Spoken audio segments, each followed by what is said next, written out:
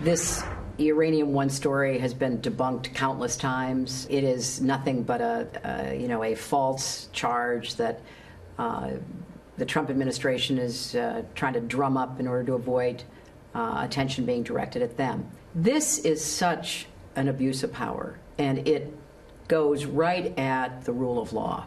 If they send a signal that we're going to be like some dictatorship, some authoritarian regime where political opponents are going to be unfairly, fraudulently investigated, that rips at the fabric of the contract we have, that we can trust our justice system.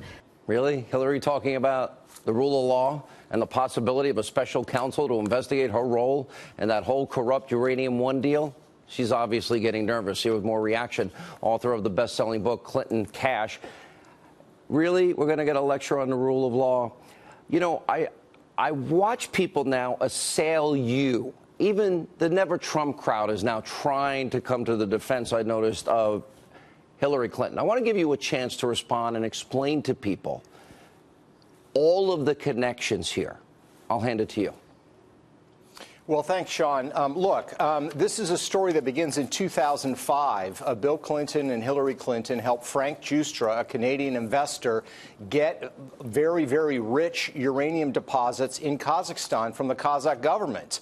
And we now have a video deposition from the Kazakh uranium minister at the time going into detail about how they were extorted by then-Senator Hillary Clinton to grant those concessions to Frank Giustra. She was on the Armed Services Committee. She would not meet with Kazakh officials. Her committee had responsibility for the distribution of funds that were supposed to go to Kazakhstan. She made it clear, no uranium for Giustra. You are not going to get your support from the federal government. After Giustra got those uranium deposits, he sent $30 million to the Clinton Foundation. What is the timeline on that? Yeah, so that's 2005 is when that deal happens. Within 2 months, he sends the first $30 million to the Clinton Foundation. 2007, they do what's called a reverse merger. They take those Kazakh assets, they put them in a company called Uranium One. Uranium One acquires uranium assets in the United States. In 2010, the Russian government says, we want to buy Uranium One. That triggers the federal approval of the United States. As the U.S. federal government and the State Department is considering that deal, the chairman of Uranium One, Ian Telfer, sends $2.35 million to the Clinton Foundation through a private foundation. It was never disclosed. It was only discovered by going through Canadian tax records. Bill Clinton gives a $500,000 speech the month as that approval is going through to a company in Russia that is involved financially with Uranium One. The ties and the deals go on. And let me just add, Sean, by the way, it's about to get a lot more interesting because we know some details about this lobbyist, this source that's come forward. His name is William Campbell. He lives in Florida.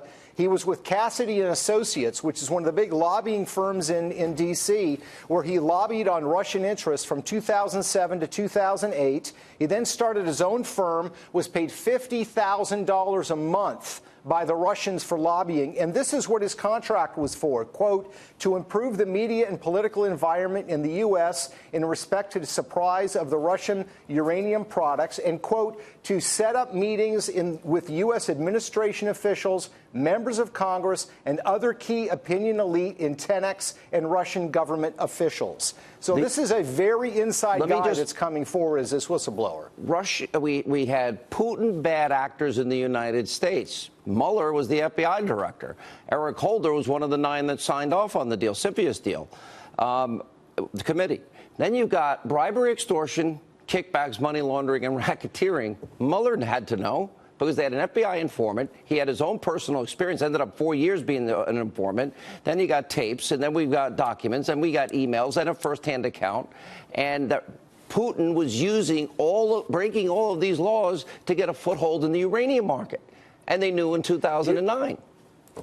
You're right, Sean. In fact, the purchase of Uranium One was announced by Vladimir Putin himself. It was reported in the Moscow Times, which is an English language publication in Moscow. He personally released the funds to purchase Uranium One in the United States.